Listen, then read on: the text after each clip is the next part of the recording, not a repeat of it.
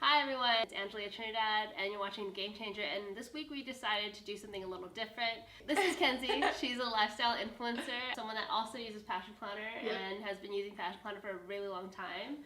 So how long have you been using Passion Planner? I'm literally at 4 years at this point. 4 years, so I mean that's an OG right there. So she has a podcast, it's called I Love You So Much. Yep, and we're doing this podcast video mashup for you all. Yeah. So take it away. Really quickly, we're just gonna do 3 hot seat questions. Sure. So my first one is, give us like your morning routine. So my morning routine, I actually use an app called Routinist where I map out every single thing that I do in the morning. So I wake up at 5:45 every morning. I usually sleep by like 10, so that really lets me wake up naturally around 5:45. After that, I use the restroom, brush my teeth, and then I drink water. And then I feed my dog, and as my dog is getting fed, I will check her water and make sure she has water for the day, and then I let her out, and then after that, I'll go to my bed and I'll sit on the edge of my bed and I'll meditate for 15 minutes. And usually when I meditate, I have a journal in front of me. So I actually have a journal on my lap and I'll take notes or things that come up in my mind and I'll write them down, because if not, I'll just try to store them. And I know that's kind of cheating meditation in a way. No, I think that's smart. What kind of journal do you use? I just use it like a notebook, just any kind of notebook, yeah. Sometimes I'll use like just a pad of paper, but just some sort of paper. But there are times where I try to meditate without any paper just to like let go of everything. So then after that, I'll go to my planner, which has my Passion Planner, which already has the day planned out, but I want to ensure that like my time is accounted for that day. And then I'll write down any to-dos that I need to do, cross off anything that I didn't cross off the day before. And then after that, if I'm going to the gym that day, then I'll go to the gym. As I'm going to the gym, I'll listen to Audible. So I listen to probably 2 to 3 books a week. Usually I'll warm up with some cardio, and then I'll lift, and then I'll stretch, and then come back home, all listening to Audible that whole time. And then after that, if I'm back home early, then I'll do some work at home. But if I need to be at the office for whatever reason earlier, then I'll go take a shower, and I'll be in the office by 9. Okay. So when I'm in the office, then I have a whole routine for that too. I like my favorite videos to make on YouTube still, since I started routines, like morning routines. Yeah. Those are still my like number one. Yeah. Okay, next question. What is the biggest mistake you feel like you've made in your 20s? I feel like 20s pass by so fast. It's weird because, not to sound like really like extremely positive, but I don't see things as mistakes. Yeah. So maybe like boo-boos where I'm just like, oops, like, but then I always quickly recover. Okay, what's your like biggest tip to recover then? Like what is the outlook that you keep so that they don't become like mistakes? The outlook is that you have to find a lesson in everything that you do. Like I've lost friends, I've said things where I'm like, oh shit, I probably shouldn't have said that, or I like look back and I'm like, oh snap, like I didn't realize that that's how I had made someone feel over a long period of time. I think I'm always just trying to find how to be better the next time and how I can clear the air between anyone that I've like had conflict with. I'm not going to be perfect ever, and I'm never going to be able to constantly always make the right choice, but every single time I try to make a choice, I try to do it to the best of my ability with as much logic and reason, but also kind of coming from a place of my heart, and also communicating that clearly to people, because I have to make like some really hard decisions sometimes. In the long term, it might be the best benefit for everyone, but in the short term, maybe not feel that good. So for example, like firing someone, or deciding like, okay, well, that person doesn't really want to be friends with me, so what do you feel like you've lost friends as you've like grown business-wise and like gained success? Yeah, for sure. And it's interesting, if anyone that I've lost friends as like listens to this podcast, they know who they are. But at the same time, for me, it's like I just really believe that people should continue to like do what makes them happy and pursue their own needs. And sometimes that means not having me in their life for whatever reason. Maybe I've like said or did something to them in the past that didn't make them feel that good. And you know, I think for me, there are so many things happening in my life that I can't catch everything, but I know that the right people that are supposed to be in my life will have those conversations with me, even though they're hard. So I definitely have lost a lot of friends, have had a lot of tension, but I think it all stems from like not communicating. Yeah. Okay, last hot seat question. Who is someone you admire or look up to? You know, it's funny, this question has come up, and I've been answering the same thing, which is Lily Singh, but it's been really interesting because for a long time I was like, okay, there's no, like, that I know, like, queer, young, first generation, self-made, like, entrepreneurial person that I really can look up to. And I feel like she's smashing it, and she's doing a great job. And I think that also very publicly she's like struggled and, you know, has picked herself up. And I think that I really do look up to her hustle because it's been a long hustle. And yeah. No, I went through like Lily Singh. I would watch her vlogs every single day, but I really like her book, and I agree. Like she does so much. Like, and she just got that show. Yeah, she's like really killing it. Can you go like a little bit more into that? Like, when did you decide, okay, I'm gonna do it, and when did you like really get the idea for it? So I have always used planners ever since they gave us free planners when I was in like elementary school. The ones with like the spiral that had they're the weird spirals reflective. And they're ugly, they're and they're just ugly. Like, but you know, I really loved using a planner, and I always loved writing. I'm such a tactile person. I was a sculpture major at UCLA. Like, that is a testament to like me wanting to like do things with my hands and how important that is for me. So paper has been something I've always geeked out about, and whenever I would buy a planner, I would always have to buy like 7 and then pick my favorite, because for some reason it would work after like 1, 2, 3 weeks, and it was just like, why is this so difficult? And I know people that are really into planners can really understand how that feels, because then I would just give all the other planners to my friends for like the holidays. But I was like, okay, well, it would be cool. And then I actually read Tim Ferriss's book, The 4-Hour Workweek, which is something that I read, I think it was in college, or maybe even in high school, or maybe in college. And my aunt was running her business. She owns a wedding flower business, and I was her assistant. And she does like 7 to 11 weddings a weekend, like some crazy amount of volume. And I was introduced to entrepreneurship through her, and her hustle and her grind, and her just kind of doing it without any formal training. She was just like, you know I can do great work, and she was like making like 20 grand a weekend, and I'm like, whoa, that's pretty crazy. So it really put into realness that you can make money providing some sort of value to someone else. So entrepreneurship, that was my huge like introduction to entrepreneurship. So after reading Tim's book, it was a really great point that he made, that making a product is what you need to do. You can't provide a service because the service is limited. For example, my aunt can't do 20 weddings in one weekend. For me, providing a service, was not really an option, not something I wanted to do. And then I thought about, okay, what tool would I use all the time? And for me, that was a planner. And then I set out to design the best one. I was kind of playing around with ideas of it in college, but didn't have the time. I was pre-med major, and then I became an art major, and both of those majors are extremely busy, so I didn't have time. And then I was just trying to find ways to make money quickly. That's when I started the Macaron Studio, which is the first company that I had made, and I decided I hated baking after a week. But then I stuck in it. What was this? Talk more about what was this, and like. So the Macaron Studio was actually my cousin. He was baking French macarons, and I was like, oh, can you? Like, I was like, oh, the profit margins are great on macarons, and it was like hype during that time. And I was like, okay, so if I set up this business and I train my friends to do it, or I hire people, then I could peace out and just travel, because that's really what I wanted to do after college, just explore the world. I don't come from a very like wealthy family. My dad is he was in the military. My mom was in quality control, then became a medical assistant. So for pretty much my whole life, my parents never made more than 100 grand combined. So it's like, and when I was a kid, my dad was in the military and my mom was a stay-at-home mom. So we were living off of like less than, I don't know, military, like a sailor's income, which is not very much. So for me, I was like, okay, I want to travel.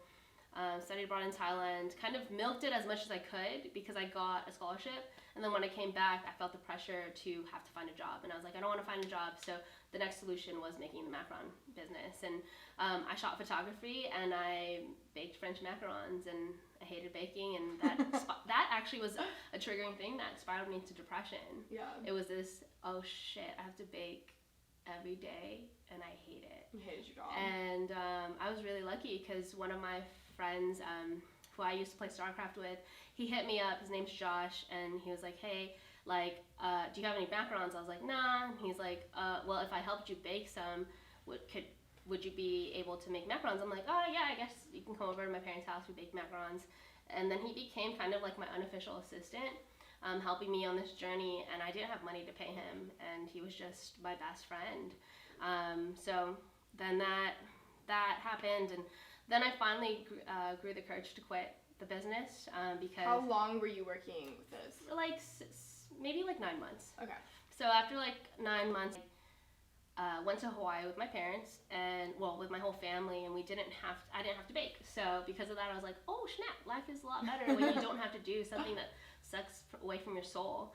And then I came back home. I told my 2 cousins that I had been working with, like, I couldn't do it anymore, and they were completely fine with it. They had full-time jobs. It was not something that they were taking seriously. And then I just got designing for a passion planner, and then that's that. It's funny, like, growing up, I would have a new planner every single day. I love stationery. Like, I buy new journals every day. That's why I asked. Like, yeah.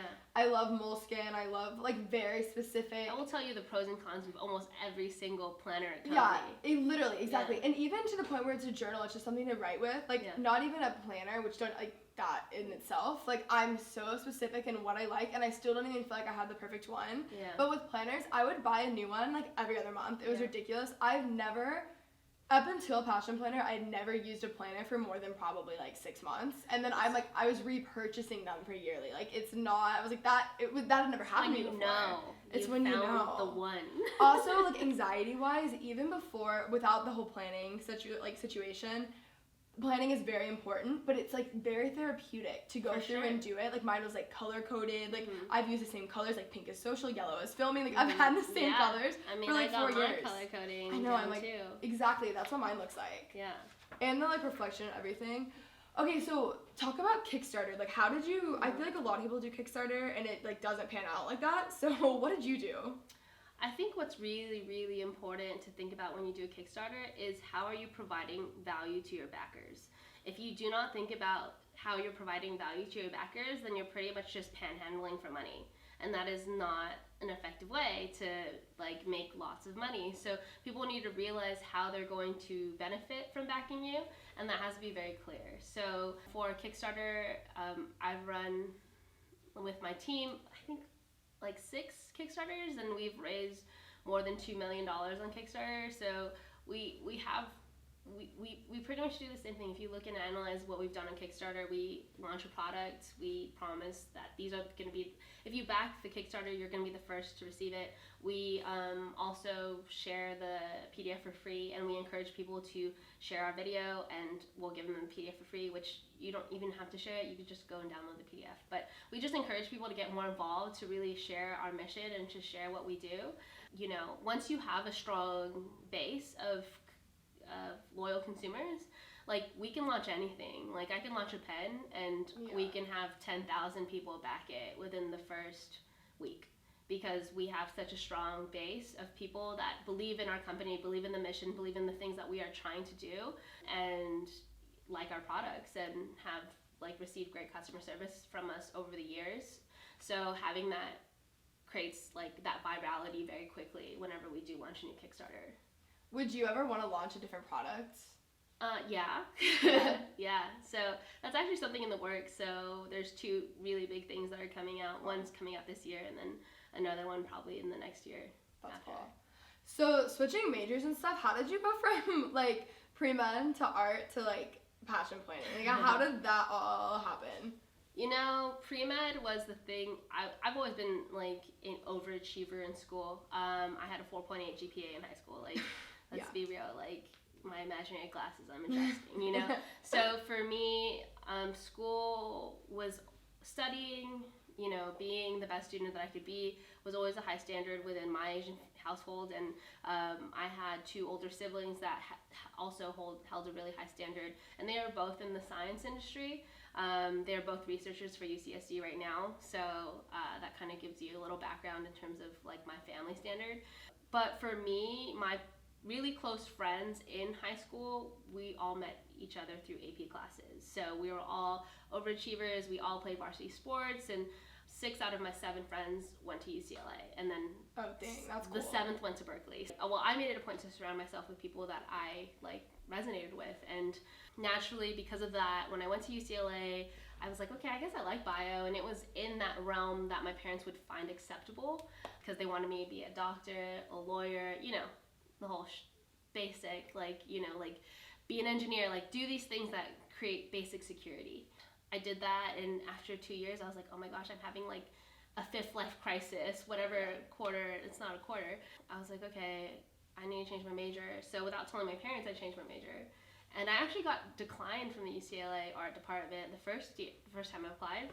And then I took it upon myself to enroll into 2 art classes, and as a 3rd year, I got priority over the first years I wanted to do it. So I got to take classes, and with that, I strengthened my portfolio. I made some really good connections just coincidentally by making good work. Like the dean of the department became one of my really close mentors, and I think he was actually the person that really vouched for me, because I think they only accept 2 to 3 people every quarter into the program. So changed my major, told my parents after being in the major for like I was already in the major for like another quarter, and then I told them, and I took it upon myself to not put the pressure on them. I knew that they felt like I was setting myself up for failure, because they knew very little about what you could do with art, and I took it upon myself to apply for scholarships. So I was applying for scholarships like 2 to 3 hours a night, so I could graduate without any debt. And I actually made money in college, like a boss. Like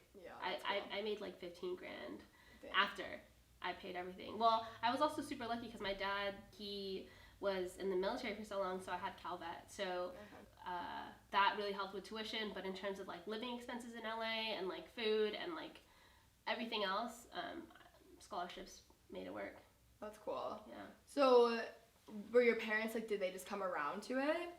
You know, I mean, you know, okay, so in the next step of applying art to Passion Planner. So I think pre-med and just setting myself up for pre-med really was the foundation of, this is a lifelong learner. This person can learn whatever you throw at her.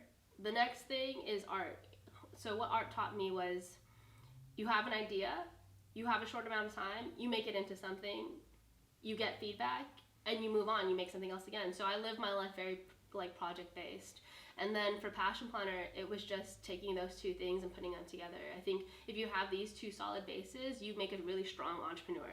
Someone that can learn very quickly and can adjust, but also can be creative and like manifest things from their mind. So I think that was like, whoa, yeah, that's an entrepreneur right there. And it translated so well into what I do now that it doesn't seem like a far cry. Mm-hmm. It's just, yeah, that's what an entrepreneur is. Yeah, that's cool. Yeah. So when you started, when you were like, okay, I'm gonna do Passion Planner, what was that journey like? Did you like, what exactly did you know that you wanted to put into a planner that you felt like was lacking? And then how did you, like, were you the one who made the layout, or did someone else? I made it. So it's the best layout I've ever seen. It really is. Appreciate it. I actually made a mind map. So I made a mind map of everything that I wanted, which was a weekly layout, personal work to-do list, a gratitude list, a way to like reflect and check in with yourself, hold yourself accountable, and also one thing that like looked at the big picture and ensured that you were going towards that big picture. So and then I was like, I like soft covers because they make me feel good. Like I think hard covers can also make you feel good, but soft covers, like they I agree. There's something about a soft cover. They like wear with you over time, and it's kind of like a nice pair of like jeans that like you've worn like year after year. And I knew that I didn't want the pocket to rip because I hate ripped pockets. And then the elastic band was like a thing that can hold your pen, but also like just keep everything like nice and put together. And I wanted it to be super simple, not something that was just like in your face and screaming. Like I wanted it to be able to be used by anyone. So I just took all those elements, and I also had read 150 self-help books by the time I had created Passion Planner. So I had listened to them on audio or I had read them on paper, and I was like, there's nothing that's bridging these 2 gaps. It's such a large gap between being able to even have the privilege to read self-help, then having the tools to apply it, and also having the mind to conceptualize how to apply it so that it can be something that you can incorporate in your life. Practical. Yeah, like that is a lot of steps. That's why I feel like so many people read self-help, but they don't know how to apply it directly. Or maybe they get lazy, or maybe they don't have the tools, whatever. And I think that I wanted to create something that was so simple that you could just plug in your answers and do the right habits. So that's really how I wanted to design it. That's cool. How did you find like a supplier or like someone to make the planner? Google. Really? Literally, I just Googled notebook manufacturer, which led me to Alibaba, which led me to my manufacturer. Where is your manufacturer? In China. Okay, cool. So we manufacture in China. We visited the factory now I think 2 or 3 times now. I've visited once, and then my other team members have gone. And yeah, we have a really great working relationship with our manufacturer. And yeah, it's been a good, like a lot of people really struggle with trust and communication, but you also need to realize like these people that are making this product, they need it for their livelihoods too. Like they need the work. I think that there's so much bias with, oh, you manufacture in China, and they, in the same way that people think about Africa and they're like, oh, Africa is just starving baby children. It's like, that's not Africa. In the same way that China isn't just like sweatshops. Like, so I think that it's really important to like kind of lose the bias with things being manufactured in China, because literally like a huge percentage of everything is made in China. Much everything is made in China. Yeah. So, and China has the infrastructure to do it. China literally has cities dedicated to making notebooks. Like, dang. Cities. Like, not just like there's a shop or like maybe like a little like block. It's literally cities that are dedicated to paper and manufacturing. That's crazy. Yeah. What or who was your first hire? Like, what position? So my first hire was actually Josh. Okay. So my studio assistant, and it was like, okay, well, now I can afford you. I can afford you to like work without me paying you with food. So that was my first hire. How long did it take, like, over time? How many people are on the team now? So we have I think we have like 28. Okay. 26 or 28, something like that, yeah. When was the huge growth spurt? It was in, I think, the end of 2014. Okay, yeah, that's when I started. Yeah, so the end of 2014, when our Kickstarter went viral, it just blew up, and I needed people to quality control, and I needed people to ship, and I needed people to answer emails, because we had about 120,000 emails. Dang. And it was crazy. So we had all these people doing that kind of work, but then after it all subsided, then I needed to lay people off, because it was like, and that was a huge lesson that I learned, that you can't, like, when you know that the work might run out, then you need to say, hey, it's a temp job. But I had no idea. Like, I didn't know what it entailed to maintain a company at that volume. So we kind of like have mellowed out around 20 to 30 people since then. What would you describe the culture of Passion Planner as? You know, it's really evolving now. I think before I really approached this whole situation as a family, like, and okay, I'm gonna groom these people from this point, because a lot of people that have remained on my team grew from being quality control people to now like brand managers, you know, and like this is such a high jump. So it was like, okay, so let's get people to read books, let's constantly focus on self-improvement. But I think I've learned that there's a point in time where you can only empower someone so much, and then they have to take responsibility for themselves to really try to grow into the role. And if not, then you're not serving your company or them, because it's like being in a relationship that no one wants to really be in, so you need to break up with them. So I think Passion Planner really has grown and matured as I and my team has grown and matured in terms of what does this company need, what kind of chapters are we closing, and what chapters are we opening, and in this chapter, how do we have to be, like, what do we need to aspire to, what do we need to grow to? And that's been an adjustment. Like, I would say every quarter is a little different. Do you ever see people out and about using Passion Planner? Yeah, I get really creepy. Do you say something? Sometimes. So sometimes I'll go creeper mode, and I'll just have my phone, and I'll just like do like a Instagram Zoom story thing, which kind of gets creepy, because sometimes people look at me and they're like, whoa. Because I've done that in a New York subway, and then someone made eye contact with me, and I was like flashes on or something? No flash. Maybe, I don't know, maybe that's how they found out. But this one time, I was at a retreat, actually. It was like a conference retreat type thing a couple months ago in Malibu. I saw this girl with a passion planner, and there's only like maybe like 60 people in this whole conference. And I'm like, ooh, interesting. And I was like, maybe she'll know who I am. And then after the first day, she didn't really know. So I was like, okay. So I had my passion planner. I was like, oh, cool planner. And she was like, yeah, I love it. I was like, cool.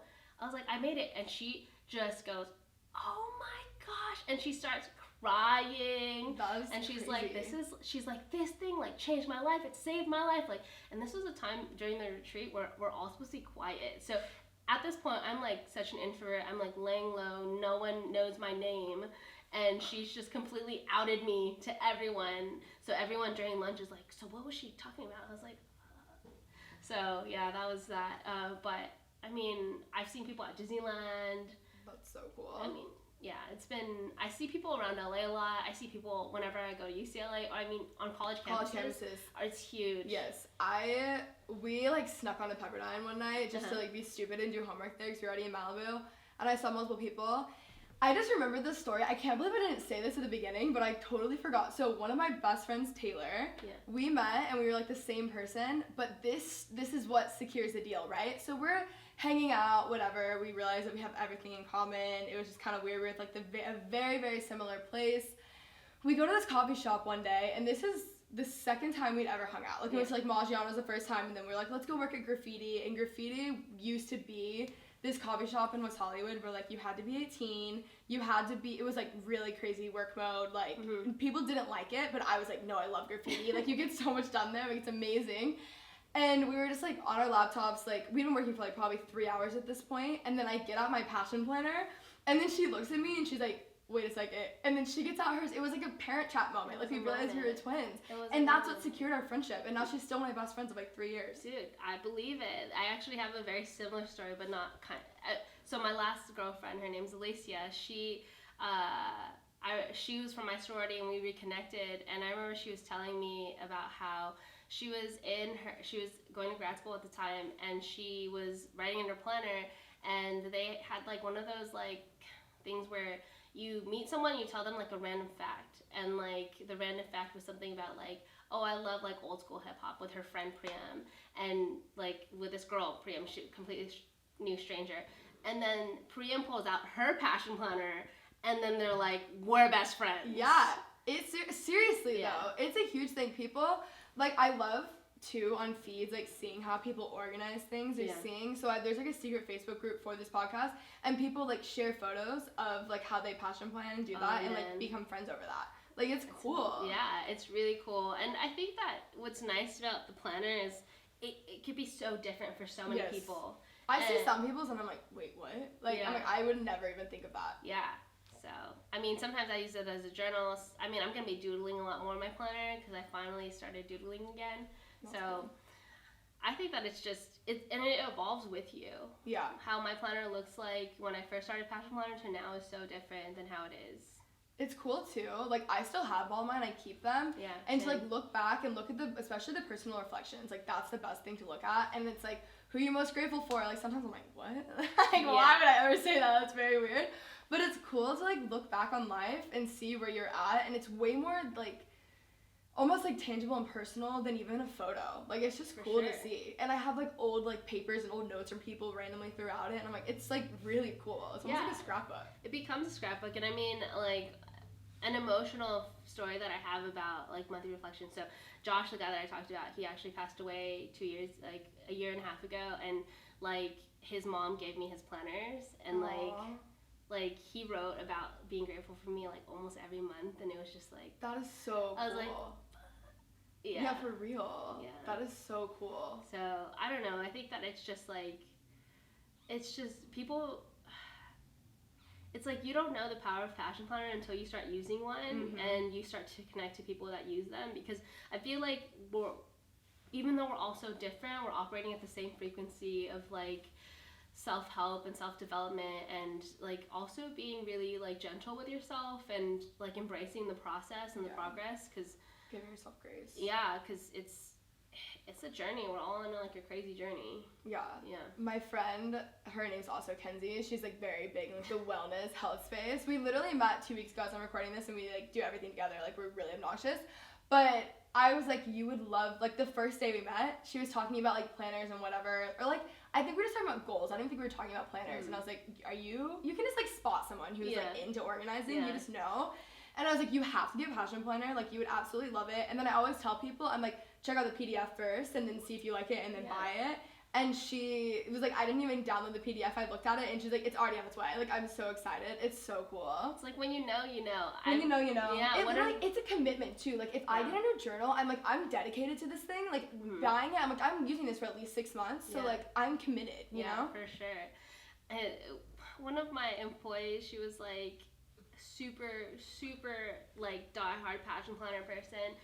And whenever anyone, like, she converts into a passion planner world, she's like, one of us. And I really feel like that's really how it feels. It's like, wow, like, and it's been just really crazy meeting people and them being like, whoa, like, passion planner changed my life. And I never tell anyone about it, but I just wanted you to know that, like, it really, really has impacted me in such a positive way. It's so cool too, because the roadmap that's like towards the beginning of the planner, it's like, I feel like so often people have goals, but they're doing absolutely nothing to work towards those goals, and they don't really even realize it, or maybe they're too overwhelmed. It's a very practical way to actually do things. So people who are like all talk, like you really can't be, I guess you can write it and still not do it, but like with a passion planner, like you really can't be all talk. That's another thing too. I'll look at my like 3-year, 5-year, whatever plan, and it's like now that I've been using, like it's been 4 years, it's crazy because I see things and I'm like, well, I did that like either way faster or it's like coming around, and it's like things too that I forgot I even wrote down but are in there, and I'm like, I can't believe I wanted to do that then. Like I felt like that was a newer thing just because it was happening then. But it's just cool to see like actually like working towards something. I feel like people love to talk. I love talking, but it's like they love to talk but they don't like to work. Like it's a classic, especially in like any sort of influencer space, the amount of times I'll have people be like, oh, I want to post photos and like make money on Instagram, and I'm like, do you like understand that how long, I'm like, I've been doing this since I was like 16. You don't just post a photo to Instagram. Also, besides that, it's like brand connections. I'm like, do you think like Nordstrom reaches out and just ask, I'm like, do you like, no, like what do you think this, how do you think this happens? I'm like, do you think that I just walked into Nordstrom and was like, I'm just gonna like take a photo, will you pay me like X amount of money? I'm like, you like, there's so much more that goes behind it, and that's such a small thing. But like people are so quick to like expect things to be handed to them, and I'm like, you have to actually work. People just don't get that. Passion planner is perfect for that. I literally like productivity and like organization. It's like my favorite thing in the world. I mean, same here, but I also realized that I need to find balance. Like, and I think that like there's so much hype on like hustle and like getting things done and all this stuff, and like you never sleep, like, and I'm like, that honestly is so overrated. For I think the first year of my company, I was working 16-hour days every single day, like literally like breathing, sleeping, like I was eating Hot Pockets every single day and not working out, like not hanging out with my friends, and I was just like, this is not good. I mean, thank goodness I was around great people that I love spending time with that worked for me, but I think that it's just so overrated. How much work, because if you work smart, you don't have to work as hard. Work smarter, not harder. Yeah, for sure. And I think Passion Planner helps you do that, because you have to zoom out and look at what strategically should I be doing that's going to create the most impact, and focusing on those things. And not just trying to fill it, being like, everyone thinks it's so cool to be busy. And it's like, there's a difference between being busy and being productive and using your time wisely. My producer, when he edits this, is going to laugh because we talk about it all the time. Like, we make jokes. There's like a mug in the studio that says hustle, and we're like, hustle, like, sell your soul, whatever. But last summer, I like majorly burned myself out. I love working, so I will like not stop working. I was like, I literally did not know what to rest, like how to rest. Like there was just so much guilt, like if I wasn't working, if I wasn't doing something. And over the past year, I feel like I've gotten so much better right now, but it's been like a year-long journey really to not be like crazy. But also when you're in that space and you're not giving yourself time to rest, like I talk about this all the time, but it's like your work is not as good. So it's like you're actually not, like if you were to just take the time to like chill out for a second and not have this be like the biggest idol in your life, you would do better work, you know? For sure. And I mean, I completely, like, my metaphor for it is, like, when you are working, you are a pro athlete. Like, a pro athlete isn't going fourth quarter, last 10 seconds, like, hustle. Like, no, it's not. And if you try to go that ham all the time, you'll burn yourself out. You'll injure yourself. You'll injure yourself mentally. You'll injure yourself emotionally. You'll injure yourself physically. That it's just, we need to also invest in recovery. We need to also invest in nutrition. We need to also invest in sleep, in like routines, quality and time, in community, in like family. Like, there's so many other, and friendships. Like, there's so many other things to life than being that person that's balling out. Because the way that I see it is, my life hasn't changed very much from being broke as fuck to being like pretty well off, anymore, you know? Like, my life, I still wear the same, these pants I've probably had ever for like, before I even had Passion Planner. Like, these pillows, my dog has pooped on them, and I still have washed them and used them. Like, there's still like the things that people think are gonna like change their life, like money and like power. It doesn't. It creates a lot of stress. That I think that the thing that really has changed my life is letting myself be free, and also letting myself slow the fuck down, because I don't know how to slow down sometimes. Like, I think for me, I have to send myself to a meditation retreat, and like, they take away my phone, they take away my planner, they take away like all these things that I used to cope without having to like look at myself and like look at how I am and how I want to be, and like reevaluate that. And I think that like, we live in such a Western world that is all about being busy and doing shit, and I'm just like, can we just chill? Like, I mean, when I hang out with my friends, I don't look at my phone. Like, sometimes I'll have some paper out there, but I also am like, no, I just want to be present with this person. And I think that it's so important for us to like slow down, be present, be human, and like just not have to worry about what needs to come next. Too much. There's this book, Present Over Perfect. Last summer was just not a good summer for me. Not a good look. I was traveling like every weekend. I think I was in LA like Monday to Wednesday or Thursday. So I had to do all of and I was working when I was traveling. Like, it wasn't like leisurely like vacations or anything like that. So I was going crazy because I had literally no rest. I was going like, I was so miserable, but I was doing the things that I had been wanting to do for years, but I was just miserable doing it. I read this book, Present Over Perfect, and it talks all about this. And she's like, you need to like be able to just chill out. Like, it's fine. I literally did not know how to do anything besides like work, basically. I wasn't even really investing in friendships. I was like, what is the point of all this if like it does get bigger and I'm miserable, or it gets bigger, I have extremely unhealthy work habits, and I burn out, and I like crash and burn out like 7 million or something, you know what I'm saying? And you have like no one. Like, yeah, literally. And I think that it's really interesting, because if we look at the situation from a very like scientific standpoint, like, everything that we're doing in terms of social media is completely foreign to how we operate as human beings. And I think that it's just super important to like be cognizant of like that disconnect, and like get back to our roots of talking to people face to face and writing things down and not looking at a screen all the time. And I think that we just like, it's so interesting, because whenever people look at indigenous cultures, they always think so lowly of them, and I'm like, nah, they got their shit right. Like, you know, they're still in communities, they're still eating plant-based food, they're still resting, they're still enjoying each other's company. They're not like, and I think that we're actually like addicted to hustle. We're addicted to productivity. We're addicted to like just getting things done. And I just don't like, the products that I create are not about like being the most effective or the most efficient. It's about like making sure that your life is something that you want to live. Yeah. And like overall health. Yeah. Like, I feel like it just it promotes like a healthier lifestyle. For sure. Another thing that I like, the reason that I color code is because I'm able to see how much of something that I'm doing, not that like, I don't think like a true balance really exists. I think when you're just striving for balance, I think that that's just like a recipe for disaster. Like, I feel like you're doing more harm than good. But obviously, like, you don't want to just be doing one thing. So seeing the colors like makes me like kind of like do like a heart check almost, where I'm like, okay, like I see what I'm doing, I see like what I'm investing my time. Sure. If I'm not spending any time with friends, like I know that I'm eventually gonna go crazy, whatever. But okay, my last question, we've been talking for a while. I love reading. I love like self-development, self-help books, like favorite thing ever. You've read a lot. So what would your top 3 be? You know, I'm gonna try to mix it up because I've said this multiple times. Maybe I'll just, do I wanna mix it up? What do you want? Do you want me to mix it up like new or like just classics? do all of it. Do all of it. All way. of them? Yeah. Okay. So definitely if you're trying to get into the entrepreneurial space or thinking about like work a little differently and how effectiveness trumps productivity, it's The 4 Hour Work Week by Tim Ferriss. Great book. If you're thinking about like interpersonal relationships and kind of how to navigate connections with people, Don Miguel Ruiz's The 4 Agreements. I'm reading this new book.